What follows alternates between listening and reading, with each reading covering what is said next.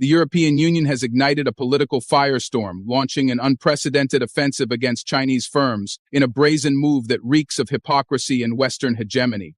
With a stroke of bureaucratic arrogance, the EU has thrown diplomatic caution to the wind, sanctioning Beijing-linked companies under the flimsy pretext of aiding Russia's war machine. This is not diplomacy. It is economic warfare, a blatant act of provocation aimed at asserting Western dominance under the guise of righteousness. The so-called guardians of international order are showing their true colors, weaponizing sanctions not for justice, but for geopolitical muscle flexing, attempting to cripple economic adversaries while preaching about rules-based international conduct. The hypocrisy is glaring. While Western corporations rake in billions supplying arms and technology to global conflicts, the EU conveniently finds a villain in Chinese firms allegedly aiding Russia. Where was this sanctimonious outrage when European defense contractors profited off the bloodshed in the Middle East? Where were the asset freezes and visa bans when Western technology was used to destabilize entire regions? The answer is simple. It was never about principles. It was always about power. The latest sanctions package is nothing more than a desperate attempt to exert control, an economic stranglehold disguised as a moral crusade. China's response will be critical. Beijing is unlikely to bow to Western intimidation, and any retaliation could send shockwaves through global trade. As the EU tightens its grip, it risks alienating one of the world's largest economic powerhouses. Europe's industries, deeply intertwined with Chinese manufacturing and supply chains, may soon feel the sting of Beijing's countermeasures. The message from China is clear. If you target US, expect consequences. Will European policymakers gamble with their own economic stability to satisfy Washington's geopolitical agenda? Meanwhile, the hypocrisy doesn't stop with China, as EU has expanded its sanctions net to include North Korea, branding it a rogue state for sending troops to support Russia. This is rich coming from a bloc that has turned a blind eye to US-led military interventions that left nations in ruins. The so-called international community conveniently chooses its villains, using sanctions as a weapon of economic coercion while ignoring their own complicity in global instability. The latest move by the EU is not about upholding international law. It is about solidifying a Western-controlled world order, one in which dissenters are economically crushed under the weight of so-called sanctions for peace. Stay with us till the end, as we dissect this calculated power play, expose the double standards, and analyze the global repercussions of this latest geopolitical maneuver. The world is watching, and the consequences could be more explosive than Brussels ever anticipated. Hello and welcome back to Innovative Tech YouTube channel, where we delve into the innovative and transformative projects changing our world. If you're new to the channel and enjoy learning about innovation stories around the world, you've come to the right place. Please subscribe, like, and comment to help boost our videos on YouTube. The EU's decision to impose full-fledged sanctions on Chinese firms marks a historic shift in its geopolitical stance, signaling a departure from its previously cautious approach toward Beijing. The decision to freeze assets and impose visa bans on entities supplying Russia's military underscores the gravity of China's alleged role in sustaining Moscow's war efforts against Ukraine. This move places additional pressure on China, which has repeatedly denied any involvement in directly aiding Russia's military campaigns. However, the blacklisting of 4 Chinese companies for allegedly supplying sensitive drone components and microelectronic parts to Russia demonstrates the bloc's increasing willingness to challenge Beijing. This escalation reflects growing frustration among European leaders over China's perceived double-dealing, maintaining official neutrality while allegedly facilitating Russia's access to crucial military components. The EU's move follows repeated warnings from US and European officials about the dangers of unchecked military support flowing to Russia from third-party nations. The inclusion of a Chinese businesswoman and 2 other firms for circumventing existing sanctions signals an attempt to close loopholes that have allowed Moscow to continue acquiring restricted technology. Among the newly sanctioned firms is Xiamen Limbach, a company accused of supplying engines for long-range attack drones deployed by Russia against Ukrainian targets. This designation suggests the EU is refining its focus on drone warfare, which has played a pivotal role in the conflict, Ukrainian officials have repeatedly highlighted the increasing sophistication of Russian drone attacks, attributing their effectiveness to advanced components procured from foreign sources. By targeting Chinese suppliers, the EU aims to curb Moscow's ability to replenish its drone arsenal and sustain prolonged aerial assaults on Ukrainian infrastructure. For better or for worse, the presence of Chinese suppliers leads to more market and trade infrastructure. The sanctions extend beyond China, with North Korea also facing additional penalties.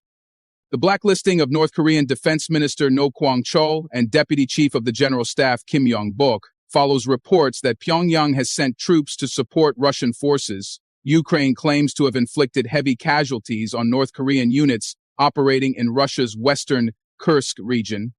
Further complicating the geopolitical landscape, the presence of North Korean soldiers on the battlefield raises concerns about the extent of collaboration between Moscow and Pyongyang, which have strengthened military ties in defiance of international sanctions. Beyond military support, the latest EU sanctions package aims to curtail Russian revenue streams by targeting Moscow's shadow fleet of oil tankers. The inclusion of around 50 vessels used to bypass Western-imposed oil restrictions represents an effort to tighten economic pressure on the Kremlin. These measures align with broader Western efforts to cripple Russia's war economy and limit its ability to fund military operations. While sanctions have undoubtedly strained Russia's financial and logistical capabilities, critics argue that enforcement challenges persist, as evidenced by Moscow's continued ability to procure restricted goods through third-party intermediaries. Just a quick reminder to hit the like button below. YouTube has been restricting my videos a lot recently because of bots. So, your like does help out this video massively in terms of the algorithm in YouTube. If the response from China has been predictably defiant, Beijing has denounced the sanctions as unjustified and politically motivated. Accusing the EU of undermining diplomatic relations, Chinese officials argue that the targeted companies operate independently and are not state-controlled, a claim met with skepticism by Western analysts who point to Beijing's extensive influence over strategic industries. The Chinese government has vowed to take necessary countermeasures, facing the prospect of retaliatory economic actions that could further strain EU-China trade relations. The decision to escalate sanctions comes at a time of growing unease over China's geopolitical ambitions. European policymakers are increasingly aligning with Washington in viewing China as a strategic rival, particularly in areas related to advanced technology and military affairs. The U.S. has long pushed for a more aggressive stance on Chinese entities suspected of aiding Russia, and the latest EU measures suggest that Brussels is gradually embracing a harder line. China's potential retaliation remains a key concern for European businesses heavily reliant on Chinese markets. European firms operating in China could face regulatory scrutiny, delayed approvals, or outright restrictions in response to the sanctions. This raises questions about whether European leaders are prepared to absorb potential economic fallout in their bid to curb China's involvement in Russia's war efforts. The broader implications of the sanctions extend to global trade and diplomatic alignments. As tensions between China and the West intensify, the risk of economic decoupling grows, with consequences for supply chains, investment flows, and international cooperation. The sanctions underscore the growing fragmentation of the global order, with alliances increasingly shaped by geopolitical fault lines.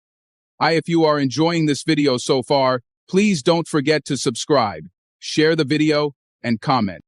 At the heart of the issue is the question of whether economic pressure alone can alter strategic calculations. Russia has demonstrated resilience in adapting to sanctions, finding alternative trade partners and leveraging black markets to sustain its military operations. Similarly, China's vast economic influence affords it leverage to push back against Western pressure. The interplay of economic sanctions, diplomatic maneuvering, and military realities will shape the trajectory of the conflict and the broader power dynamics at play. While the EU's move is significant, its effectiveness hinges on enforcement and coordination with allied nations. Gaps in implementation could allow targeted entities to find workarounds, diminishing the intended impact. Moreover, the evolving nature of technological supply chains means that new avenues for illicit procurement may emerge, necessitating continuous adjustments to sanction policies. The addition of Chinese firms to the EU sanctions list signals a shift in European strategy. moving from indirect restrictions to direct punitive measures.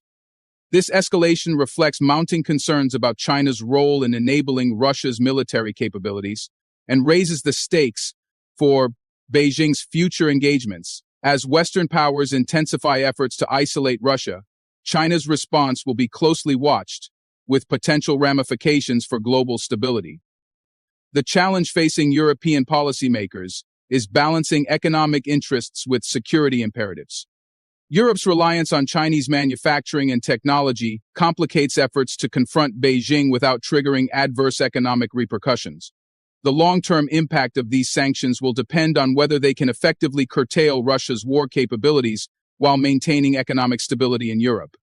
With geopolitical tensions at an inflection point, the coming months will be critical in determining how these sanctions shape global dynamics. The EU's willingness to confront China marks a turning point in its foreign policy, with potential implications for future conflicts and international relations.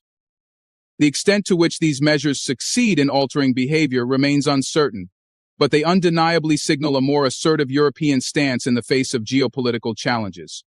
As the situation continues to evolve, the next phase of responses from China, Russia, and other global players will define the impact of these sanctions. The interplay of economic, military, and diplomatic factors will determine the trajectory of this complex geopolitical confrontation. If China chooses to escalate retaliatory measures, the global economic and political landscape could face further turbulence, adding to the uncertainty that already defines the current era of international relations. Your subscriptions and likes motivate us to generate more content, so please keep supporting us. Check out this video showing on your screen right now, and I will see you